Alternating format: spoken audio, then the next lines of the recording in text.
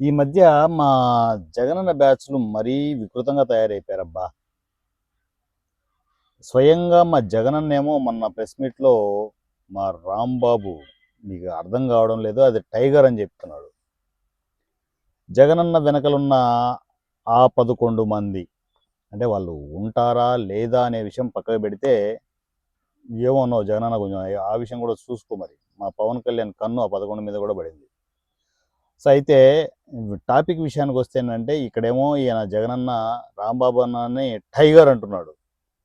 ఇటుపక్కేమో 11 మంది మా జగనన్న సింగిల్‌గా వస్తాడు సింహం అంటున్నారు. ఏంటి వైఎస్ఆర్‌సీపీలో అన్నీ జంతువులే ఉన్నాయా ఏంది? ఆ విషయం అర్థం కావట్లేదు. ఏదైనా కామెంట్ సెక్షన్‌లో మెన్షన్ చేయండి. మనుషులున్నారా? జంతువులున్నారా? జనరల్‌గా వైఎస్ఆర్‌సీపీలో జంతువులున్నారని ఆ మధ్య క్లియర్‌గా అర్థమైంది. ఓ పశువు జనాలే అన్నారు పశువు అని చెప్పి. పవన్ కళ్యాణ్ గారి పిల్లల మీద కూడా కామెంట్లు చేశారు. అన్ని పశువులు, జంతువులు ఇవే ఉన్నాయా వైఎస్ఆర్‌సీపీలో? మనుషులు లేరా? జనాలకు పనికొచ్చే మనుషులు లేరా ఏంది? అర్థం కాక అడుగుతున్నా.